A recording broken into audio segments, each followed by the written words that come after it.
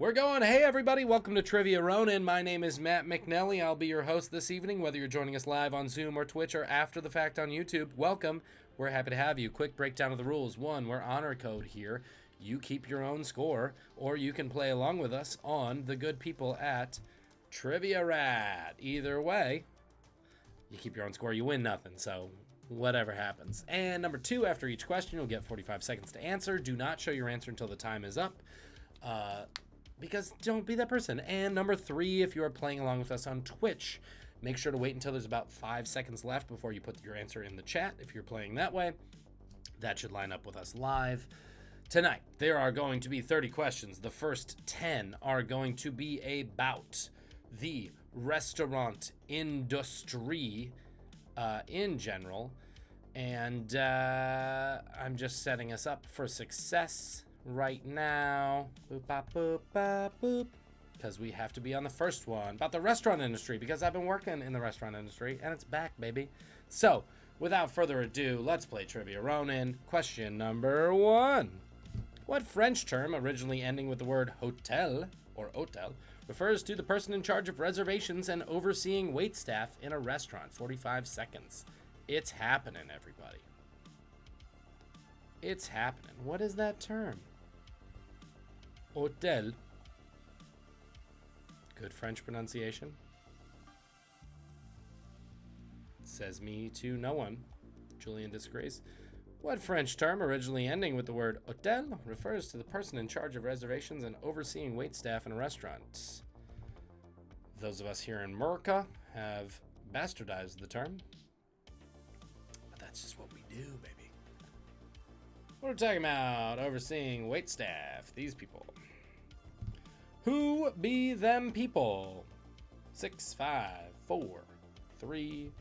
Of course, you knew it was the maître d', or the maître d'hôtel, or, if you're a fan of Les Mis, Mr. Thénardier, master of the house. What we were looking for. Question 2. Yum Brands recently purchased The Habit, acquiring a burger concept for the first time. What 3 other fast food chains does Yum Brands own? And yes, there might be others, but I'm looking for the major chains that are, speaking's hard, that are owned by Yum Brands. Spelling is correct on how Yum Brands is spelled. Yum Brands recently purchased The Habit, acquiring a burger concept for the first time. Weird for a fast food chain, but hey, they didn't have one because they had 3 different chains. Which one are they? Which one are they? I'm not going to correct myself anymore. Which one are they? 5 seconds left.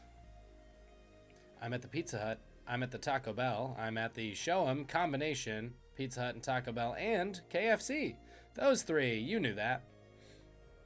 Those 3, KFC, Pizza Hut, Taco Bell. Those are your answers. Question 3. Peter Luger, Delmonico, Morton's, and Ruth's Chris are all examples of what type of restaurant? 45 seconds on the clock. What type of restaurant am I referring to? Restaurant types. I don't really know how to explain that, but you know. You'll know it when you see it. Peter Luger, Delmonico, Morton's, and Ruth's Chris are all examples of what type of restaurant? 10 seconds left.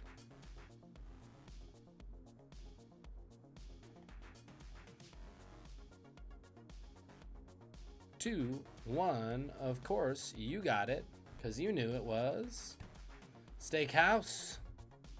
It's a steakhouse. But what's at stake at the steakhouse? They're all steakhouses. You knew this. They sell you steaks for a lot of money. Question 4. When a restaurant worker can no longer function at their job due to being excessively busy, they're known as being where? And I'm watching my restaurant worker friends get this one immediately. Where are they? It's more of a metaphor, isn't it? When a restaurant worker can no longer function at their job, not because they're drunk or because they're bad, but because they're excessively busy. They're known as being where? They might be bad, but usually not. They probably just work in a bad restaurant. Perhaps they have a bad maitre d'. I've had a few of those in my day. Dig them all, love them all. Yes, of course. Emily's got it. Others know it. If you've been there, you've felt the feeling of being in the weeds. In the weeds. It's a state of mind, really. Question 5. A chef gets 3 tickets, one with 2 burgers on it, one with 3, and one with 1. How many burgers are needed all day? How many burgers all day? Who's to say, really? You are, as Trivia Ronin contestants. Chef gets 3 tickets, one with 2 burgers on it, one with 3, and one with 1. How many burgers are needed all day?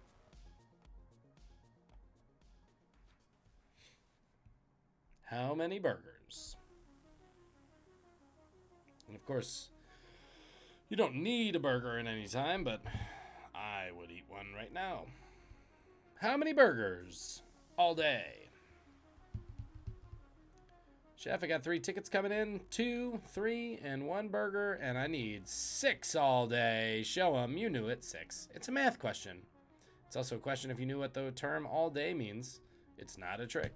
It just means add 'em up. Question 6. In French cuisine, bechamel, velouté, espagnol, hollandaise, and tomato are collectively referred to as the 5 what? The 5 what? Not the Jackson. 5. Those are people. These are something else. But they're the 5 whats. Where my French chef's at? Probably not here. Probably working right now. You don't get nights off unless you request them, as I did for every Wednesday, because I love you all. In French cuisine, bechamel, velouté, espagnol, hollandaise, and tomato are collectively referred to as the 5 whats. Y'all knew what hollandaise was, probably maybe knew bechamel, certainly knew tomato, but they're all sauces, and they're all the mother sauces. The sauces from which all other sauces emerge. Question 7. In wine service, the label and cork are presented, and a taste is given. To whom? So when, at a restaurant, wine is ordered, show the label. Should have put a space there, didn't. Show the cork, and then give a taste. To what person at the table? Who gets it?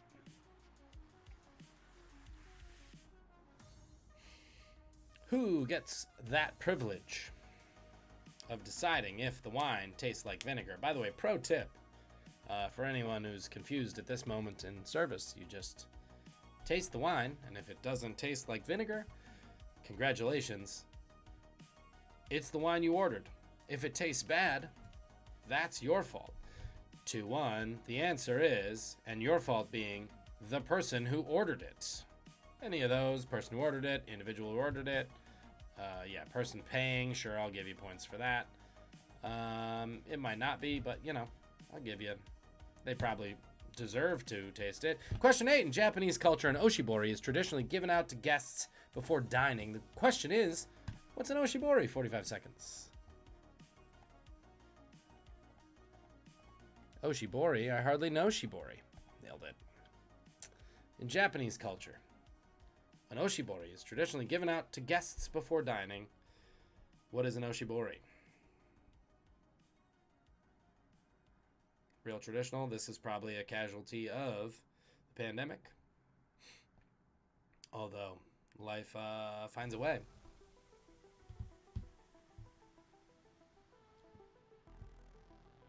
As they say. By they, I mean Jeff Goldblum. In Japanese culture, an oshibori is traditionally given out to guests before dining. What is an oshibori? 5, 4, 3, 2, 1. The answer is, of course, you knew it. Wet napkin? Sure. I was thinking hot towel. But, well, it is a wet napkin, I guess, so give yourself a point. No worries. That's for you, Julian. But hot towel, that's the Japanese term for hot towel. Question 9. When ordering a martini, whether dirty or dry, the next customary question would be on the rocks or what? 45 seconds. And just to be fair, normally I ask, as a server, I ask blank or on the rocks, because the first one is by far more popular than the second one. Although I did sell 3 on the rocks martinis within the last few days. But the question is, what's the other option? And it's not vodka or gin, although that is a valid question as well. Vodka, gin, dry or dirty, blank, or on the rocks? You tell me. Be a lot cooler if you knew. Not really. Martinis are great. Hey, I wanted to take 2 shots really quick, but instead, could I just put them in a glass with some olives so I don't look like a drunk? Of course you can, and the way you do that is by ordering it up. Up is the answer. Straight up will get you a point. Up is the answer, however. Question 10. In America, what amount of money is considered too much for a tip? What's rude? What's the rude number? What's too much for a tip for an American server? 35 seconds. You tell me. What is considered rude? A rude amount to tip in the high numbers.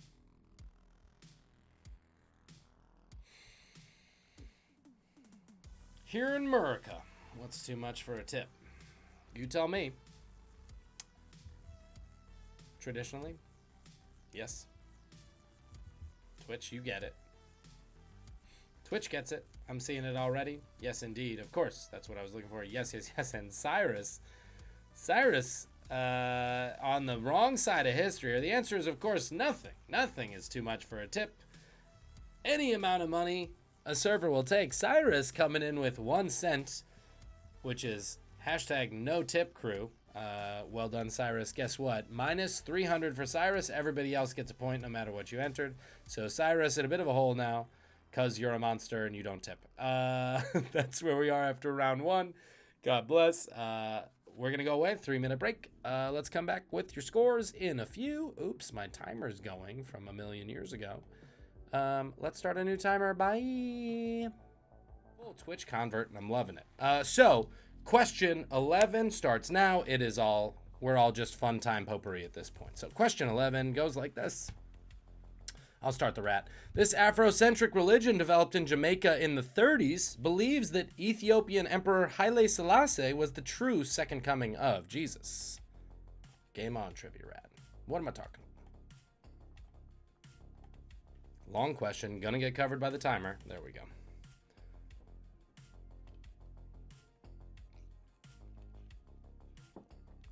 This Afrocentric religion, developed in Jamaica in the 30s, believes that Ethiopian Emperor Haile Selassie was the true second coming of Jesus. Who's to say they're wrong? Not me.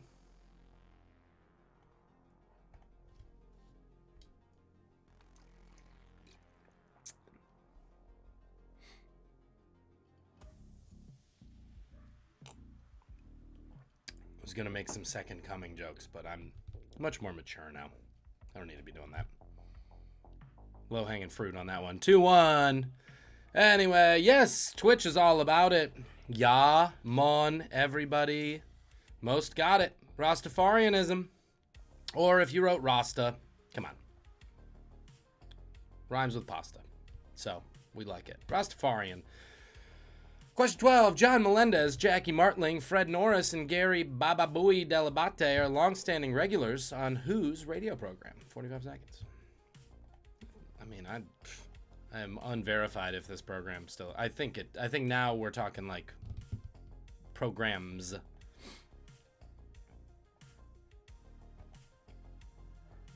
I knew none of these people's names except for Baba Boy.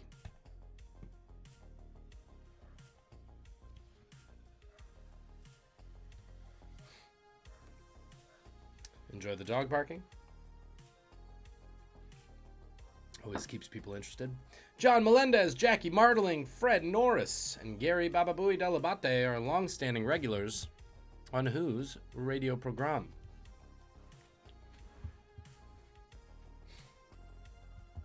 3, 2, 1. Of course, it's that guy. It's that guy with the radio program.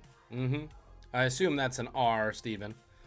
Because it looks like Howard Stein, who seems like a nice guy, but we were looking for Howard Howard Stern. Of course, you were writing Howard Stern, I know. Howard Stern! Mike Lupica, good guess, but Howard Stern, correct guess. Question 13. The Pulitzer Prize-winning comic strip, Bloom County, has several human characters, but the usual protagonist is a penguin named what? This is your obligatory Trivia Ronin comic strip question.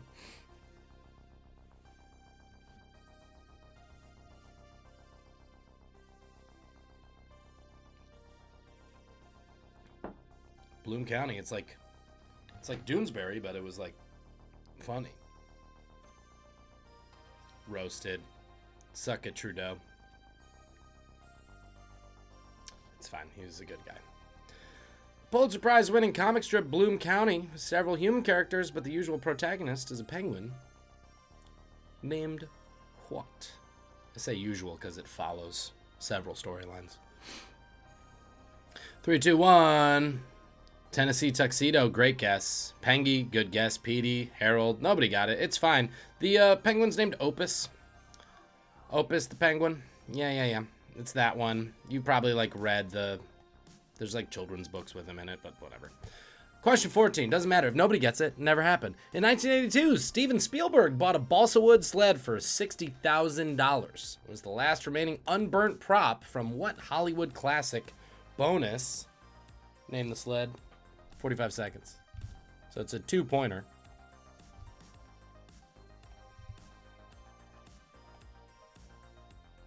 Two-pointer, name the movie. And then in the movie, the sled has a name. I'm not asking you to name the sled. The sled has a name. Probably in real life, maybe goes, credited. I'll just say the sled was credited as this name, but the sled might go by any other name.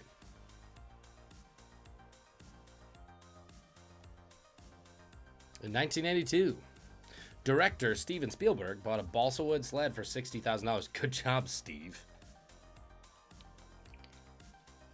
That's a lot of money. 2-1. I learned this one from Animaniacs. Yes.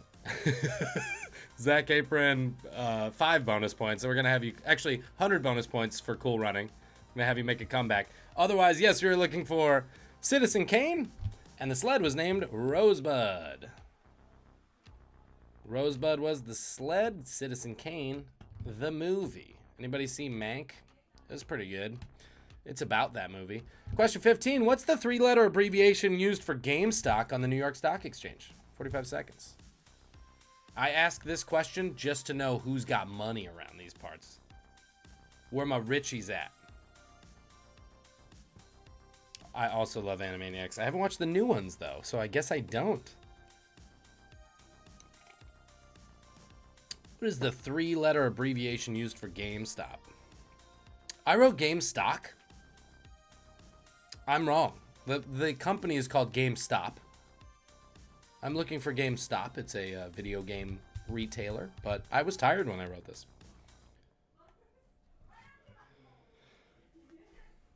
3-letter abbrev. Emily says, don't care. You probably would have cared if you bought it in March. 2-1. Cyrus is rich. Steven's rich. Oh no, Steven's not rich. So close. GSE. GSE, everybody. GameStop-y. Or I guess GameStop Entertainment. I don't know, but everyone who got that, just tip me $100. It's fine. Or tip me in stock.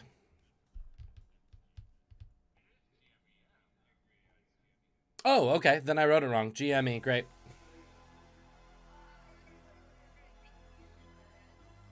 Everybody take a point. Everybody take a point. Cyrus take 10 extra. Question 16. Mexico's Highway 1 starts in Cabo San Lucas, runs through Baja California, and terminates in what border town? 45 seconds. And just to clarify, I'm looking for the Mexican side town, please. Mexico's Highway 1 starts in Cabo San Lucas, runs through Baja California, terminates in one particular border town.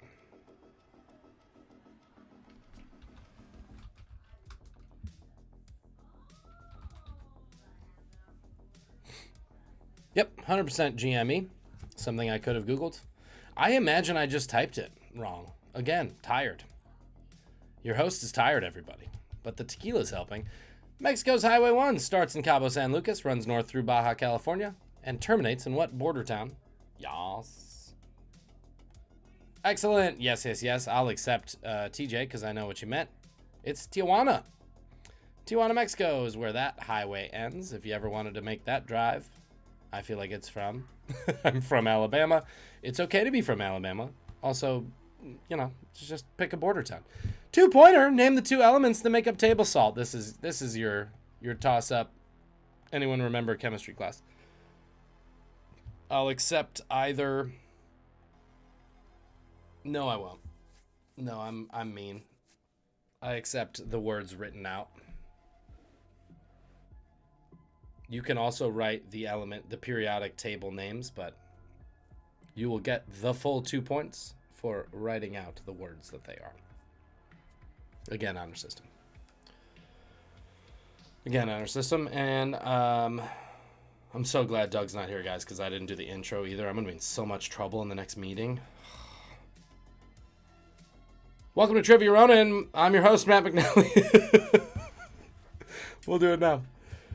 Yes. Twitch has it. What do we think, guys? Show them. What are the 2 elements that make up? Yes, indeed. It is, of course, sodium and also chloride. If you wrote chlorine, that is actually something else. Sodium chloride is what we're looking for. Calcium and sodium. What was that, Cyrus? Yes. Oh, is it? God, I'm tired.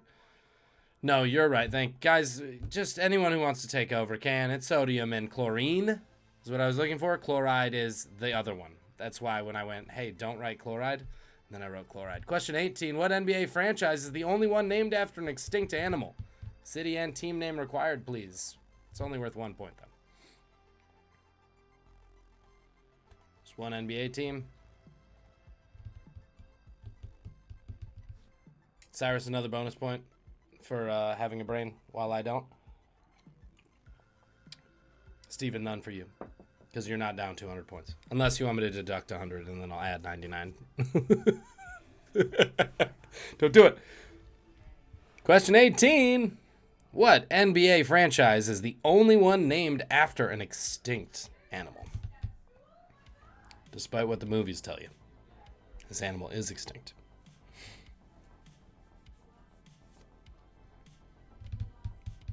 City and team name, please. Yes, thank you. If you go to Jurassic Park, you might find one. Show them. Yes, indeed. It is the Raptors of Toronto. The Toronto Raptors. Emily, you missed a letter on that on Twitch. And changed the O to an E.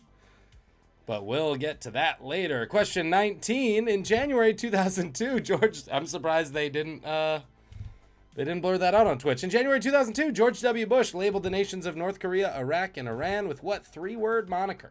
45 seconds. Remember this? January 2002, obviously the State of the Union address.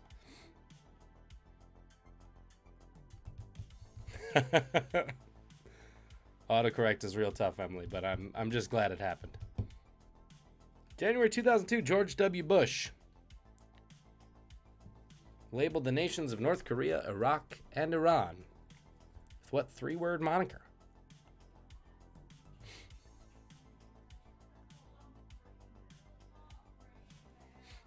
Not a Monica Lewinsky. That was the previous president. Nailed it. Kids coming back. 6 seconds left. In January 2002, George W. Bush labeled the nations of North Korea, Iraq, and Iran with what three-word moniker? Of course you all got it. Yes, indeed. They form an axis of evil, apparently. Good thing we fixed Iraq. Phew. Thank God we're here, America. Question 20. Name the still open psychiatric hospital in London whose name has been synonymous with chaos and confusion. Since it opened, I guess, is what I mean to say. Whose name is synonymous with chaos and confusion. There's a psychiatric hospital in London. And its name. I used to know this word, but it's like the name becomes the thing. I won't get it. But it is a still open psychiatric hospital in London. And its name means chaos and confusion, if you just said it in casual speech. Also acknowledged by the OED. So, it's a real word. The real QVC, give yourself a half point for writing Buckingham Palace, which is my favorite answer. But show them, everybody. Bellevue, good guess. Tate Modern, fine. Bellevue is in New York. Bedlam is in London. Bedlam Psychiatric Hospital is what we were looking for. Yeah, now you know something. That's why we're here, to learn things. I'm learning that many of my answers are wrong tonight, so luckily next is just pictures. Can't mess that up. That's round 2, everybody. Bless you all for bearing with us. We will be back in Bedlam. T-Girl, you got it. Unless you just wrote it. We'll be back in 3 minutes. Bye-bye. When I say bye-bye, and I mean bye-bye. There I go. Said. Guys, while we're waiting, I'm just going to have a brief show and tell. I have my pants from working the last 6 shifts. Here they are. And then I worked the last 3, having ripped the crotch that wide. So you can't really tell, but it is a substantial rip of the crotch. Julian left the conversation. Don't blame him. Yeah, dude. You know. So I kept working. It's fine. Just keep your legs together, you know, and hope for the best. So now we're going into Wayla time, guys. And Wayla tonight will be 10 pictures of completely random things. As is tradition. Yeah, I don't know what to say. There's one fun thing, but it's not worth any points. So I'm doing them next week, Steven, is what I've put. I'm on the record, recorded. Next week will be musical Wayla. We're gonna do that again. It's gonna be guitar. I've got a few songs in the chamber, but I wasn't ready for prime time tonight. Meanwhile, here comes prime time, Wayla time. Question number 1. Who's this guy? What's this actor's name? And while I'm asking you, I'm just going to say, what's this actor's name? I have started the trivia rap. What's the name? Oh, this guy, it's crazy. He's got a whole career from doing this pretty well. Also in movies in his own right. He's good. We like him.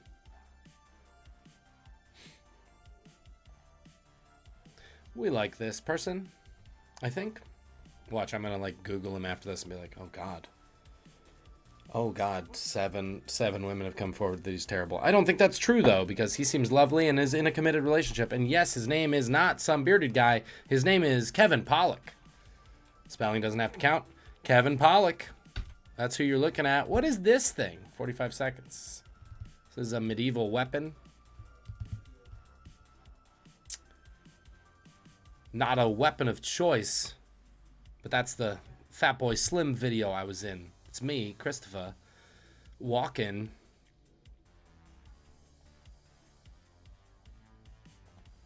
But it is a weapon. Let me move this timer. Here we go. That looks a little better. Is he a prick, Emily? Oh, that's a bummer. We don't have any heroes in Hollywood, everybody. Just wait for them all to get canceled or be cannibals, I guess. Not like Armie Hammer was good before he was a cannibal.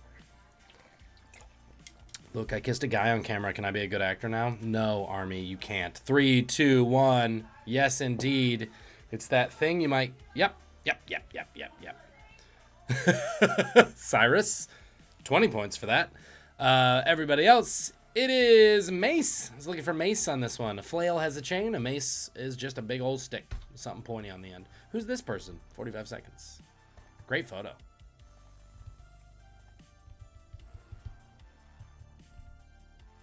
Great photo. Clearly one of the Time 100 most influential people for a year or something. I don't know. I don't know where the photo came from. I just use Bing. Bing, official search engine of Trivia Ronin. Which is why we always want to stay. Just like how we don't want to be the #1 trivia in the world. Also, we like to use Bing because we don't like to use the main. We're just kind of indie like that, you know? The real QVC, you get a half point.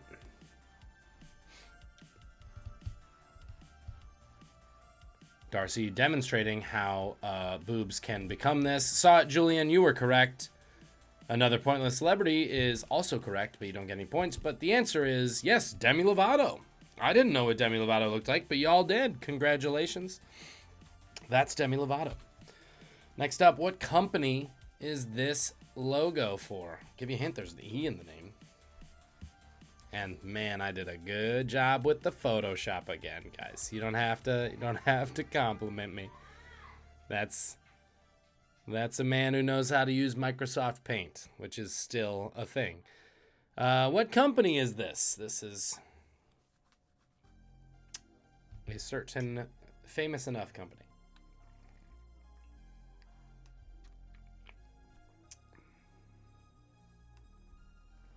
Their name is underneath what I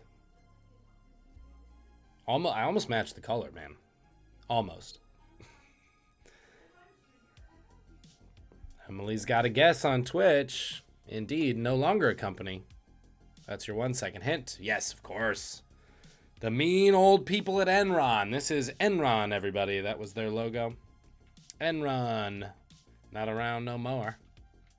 More like Endron. You know what I'm saying? They're all done. What country's flag is this? 45 seconds. You all know it, though. I do hard flags, and then I do easy flags, and then I do hard flags. This week was an easy flag week.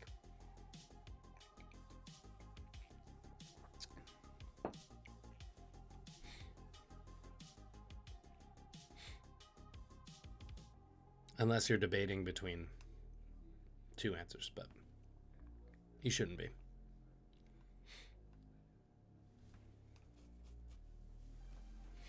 I feel like I should start deducting half points for question marks after answers, depending on how many question marks you put. Because Emily got Enron right, but also put 3 question marks. So I feel like if you have that much doubt, can we really give you the points? 2-1, show them. Yes, indeed. It's not the North one. It's the South one, South Korea. Or Republic of. Not Democratic Republic of. Republic of Korea is South Korea. Democratic Republic of Korea, ironically, North Korea. Next. Nobody cared. What musical is this from? 45 seconds. Name the musical. It's Andrew Rannells and Josh Gad. Doing kicks, I guess. Doing a kick line.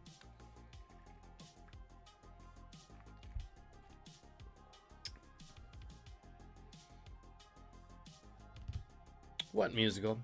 Sorry, yeah, I should explain. In the before times, we used to gather in enclosed spaces with around 1,000 people or so on one street in New York, one particular street called Broadway.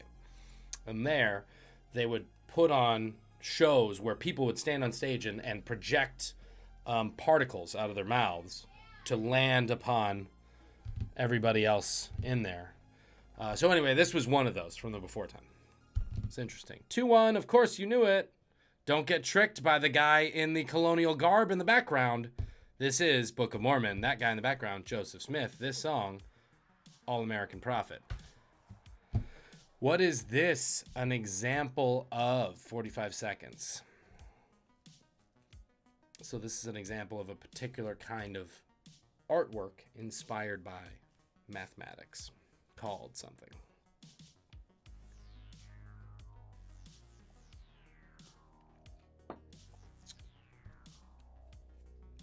The premise behind it is that each part of the image, if you zoom in upon it, looks like the whole image again. I believe. I don't know. We've established my brain's not working today. 15 seconds left. What is this an example of? Certain type of fancy artwork. It's fine if you don't know it. This one's a bit obscure. It's always fine if you don't know it. Bedazzling, great. Rorschach, good guess. But yes, Pudman got it, and Cyrus got it. We were looking for fractals. It's an example of a fractal or fractal artwork. But yes, fractal. Just one word. This, man, who's going to get this? This is a photo from an animated series. I want to say in like the 60s. Anyway, what's the name of the lead character or the name of the show? Either way. Guy in the middle. Also the title of the show. Guy. He's a child. But the character of Haji is to his left. I believe Rock Bannon is the guy on his right. I think it's something like that. I don't remember, and I just looked it up today. And then the kid's father is the ginger one with the beard. This was a fairly popular TV show. Race, thank you. Thank you so much. Race Bannon, correct. Again, Cyrus, 40 more points. Just let me know when we get you back to neutral, and then we'll figure it out. Oh, yeah. Oh, man, we got a lot of stands of this show on Twitch. Show them. Yep. Oh, good. We all mostly knew it. Johnny Quest. Johnny Quest is the name. Questing is his game, I guess. What's this thing? What is this thing? 45 seconds, and I would prefer there is like a generic term for things of this nature, but this thing you're looking at is the brand name thing. So please give me the brand name thing that this is. Every Gen Zer on this thing was like, what are you talking about?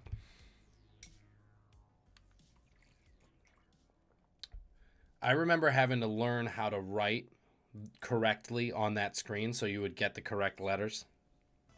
You had to like relearn the English language just for this thing.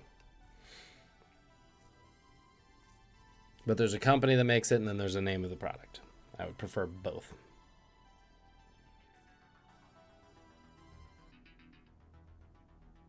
There's a phone option? What did that mean? It must just be your phone book, right? Because it couldn't make calls. Anyway, 2-1, show them. Yes. Many got it. Oh, T-Girl, no. Updated version of Etch-a-Sketch is mildly correct, but the true story, Tall Pumps nailed it. Palm Pilot. This is a Palm Pilot. That's what that was. And last, certainly not least, who's this guy? 45 seconds. This guy's at work. Doing something. Sorry, T-Girl. BlackBerry said keyboards. Because after they made the Palm Pilot, they were like, this thing doesn't work. Now I have a watch that I can write things on. And it knows how I write better than that thing did. 25 seconds. This is an artist at work. Some of his art is behind him.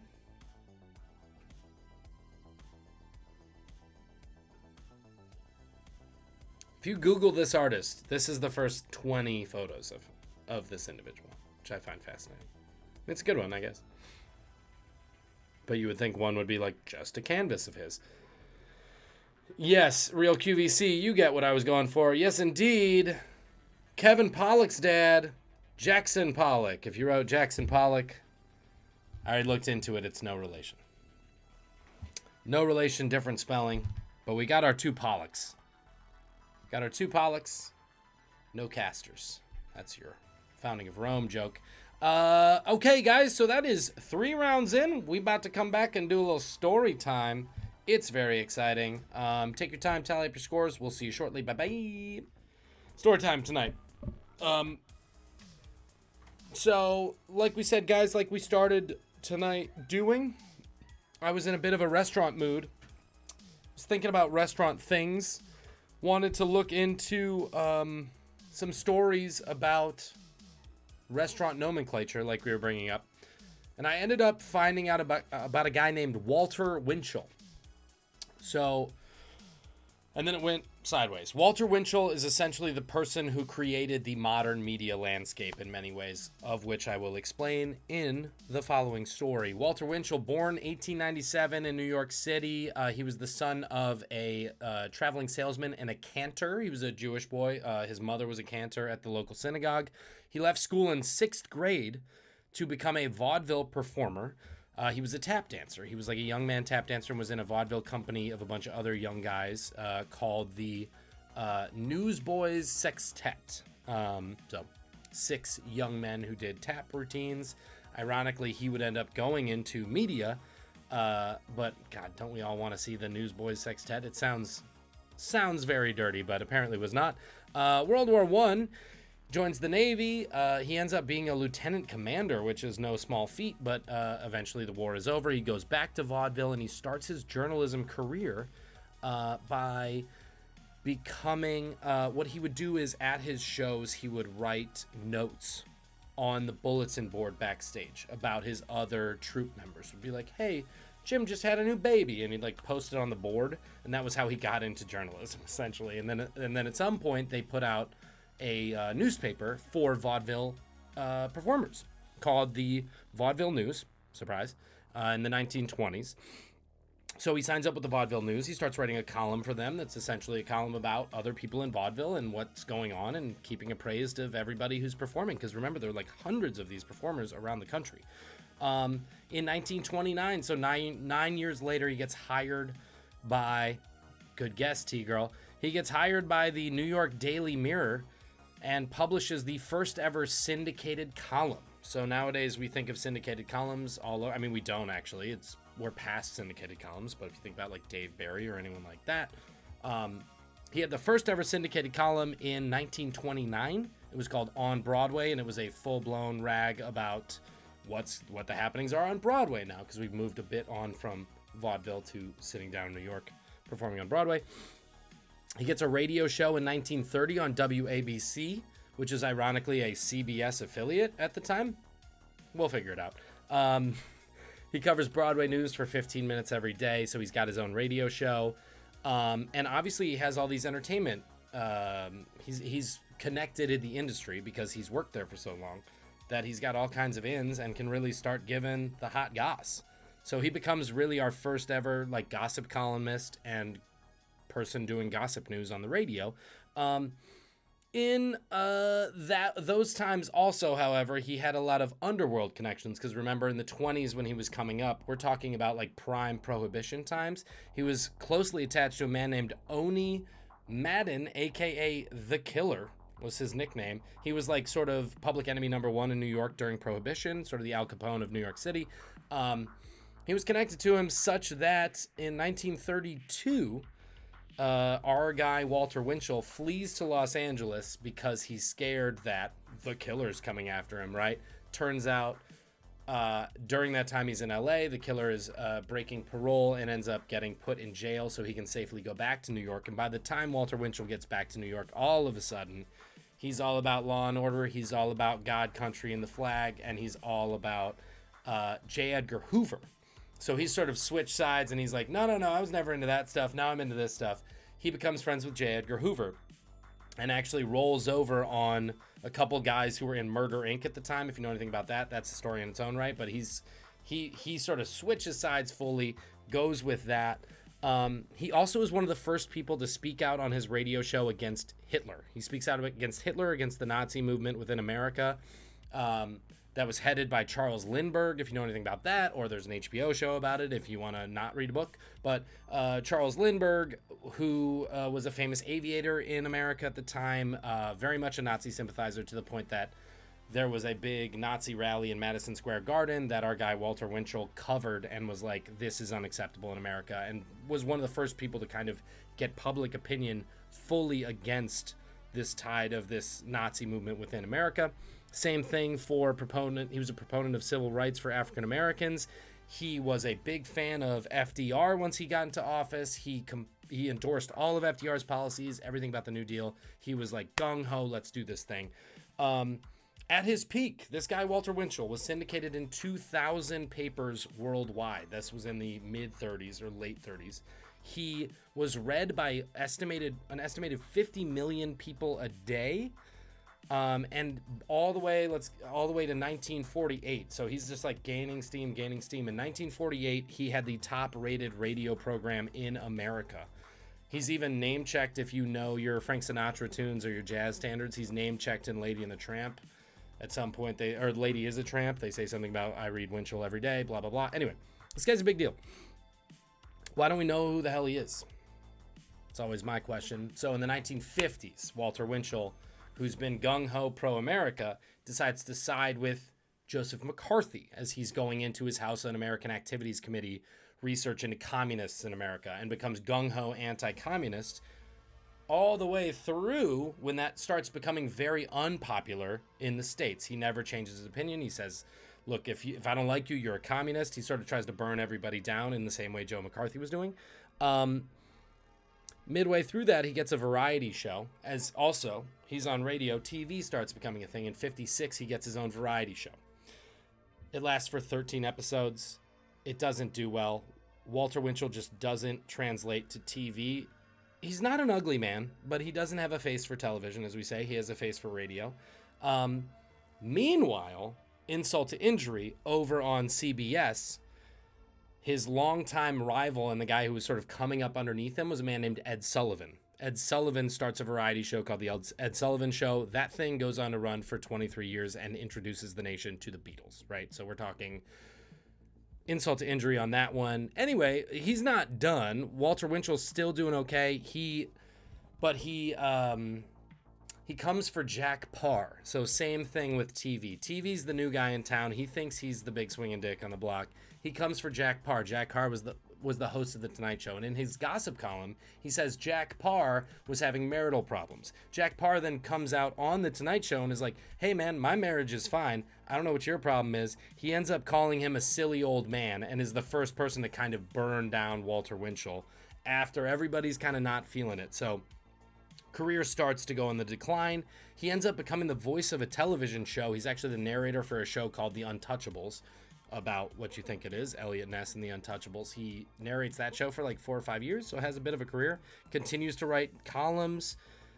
But honestly, by the time he dies, which is in the late 70s, his successor, he worked for a paper, he moved papers all the time. He ends up living in LA, but working for the Miami Herald. And his successor at the Miami Herald wrote a story about him where he was in his hotel room alone. His wife had just passed. Sadly, one of his kids had committed suicide. It was like kind of a sad end of his life, but Walter Winchell was still writing a column in his room on a typewriter and then taking the mimeographed paper and taking it downstairs to the lobby and handing it to anyone who would read it. It's like a sad, sad story. The man who wrote that about his sad end of life was a man named Larry King, who was his successor at the Miami Herald. Okay, all of this is fine. I just told you the whole story of Walter Winchell. Why am I talking about Walter Winchell? Well, first of all, you don't know him, but you know all the tropes that he began. Walter Winchell would wear a fedora to every press conference with his press badge in it. Anytime you see that in a cartoon or Animaniacs, shout out, that's Walter Winchell.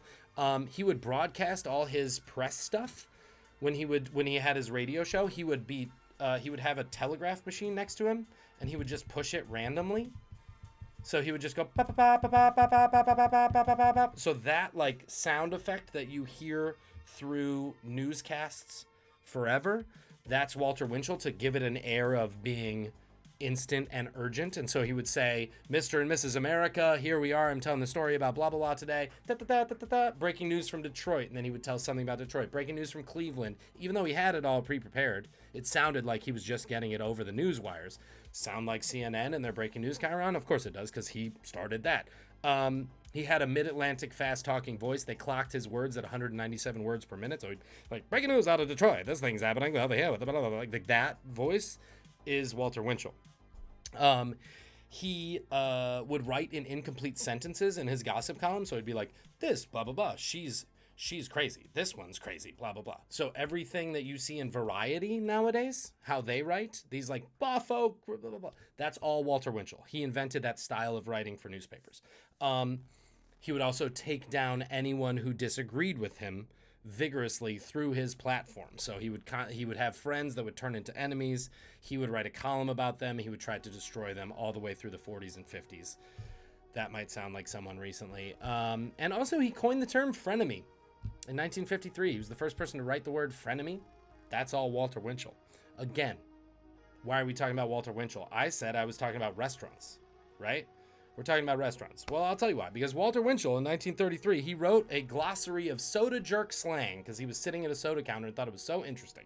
So he heard all these slang terms that the soda jerks were throwing around, including shoot one, which meant pour a Coke, shoot one in the red, pour a cherry Coke, draw one means pour a coffee, red ball, which meant an orangeade, twisted, choke and make it cackle, was a chocolate malted with an egg in it. That sounds delicious.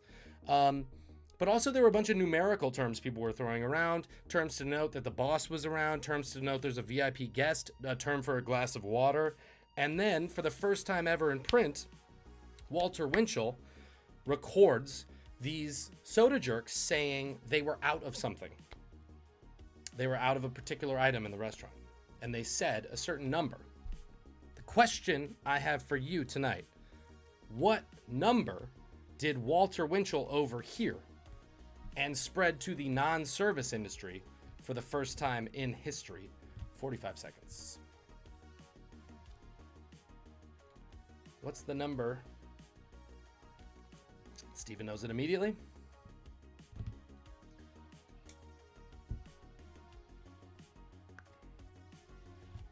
What number did Walter Winchell overhear them saying? We're out of this thing. T-Girl. T-Girl's worked in the biz.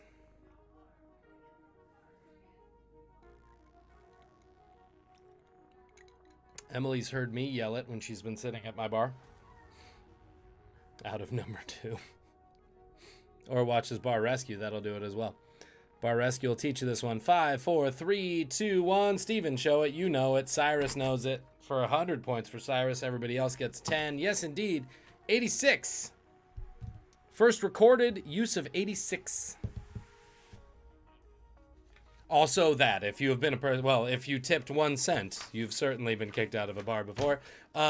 So guys, yes, 86ing, that's what it comes from. And before we all go, I wanted to read a list. So the story was supposed to be about the history of 86ing, which I looked up online and nobody knows. So Walter Winchell is the first person to write it down, but here are some theories. Some people think that the standard height of a door frame is 8'6", thus people are 86 when they're thrown out of a bar. Some people think that soup kitchens in the Great Depression held 85 bowls of soup, thus the 86th person was shit out of luck. Some people think that there was an F-86 fighter jet, which there was in the Korean War. So if you got shot down, you were 86th. The military code for going AWOL is code 86. Rotary phones had a T on the 8 key and O on the 6 key, so to throw something out was to 86 it. Bartenders in the Old West used to serve 100 proof whiskey, and when people got drunk, they would serve them 86 proof whiskey, so that's a theory. People say there was a speakeasy on 86 Bedford Street in Greenwich Village in New York. When you got thrown out of it, you would see the 86 of the sign. People on the Empire State Building jumping off, they say it's because it's the 86th floor, so you would 86 yourself. In New York, Code 86 made it a crime for bartenders to serve drunk patrons. One of the elevated trains in New York terminated at 86th Street. They would throw you out at there. The 86th Precinct, there's a whole lot more. I'll stop there. Nobody really knows. But what I know is the winner tonight was Pud. Right? Pud, man, what's the final score? Yeah, Emily, you can look it all up. There's too many. So that's a 39, I believe. So 39 for the Pudman. Congratulations to Pud. Larry right behind it. Cyrus came back to be at 0.5 points. Walter Winchell Roomba. Okay, so Real QVC giving a shout out to a song called the Walter Winchell Roomba, which seems like fun. But anyway, that's the story tonight. Bless you all, guys. So that's going to do it for tonight for all of us here at Trivia Ronin. My name is Matt, saying thank you so much for helping us grow this experience. Thanks for coming to watch. Thanks for watching on YouTube, wherever the heck you are. And also, don't 86 yourself. You're all good people. No one should be 86. Thank you, Twitch. Bless you all. See you soon. Bye-bye.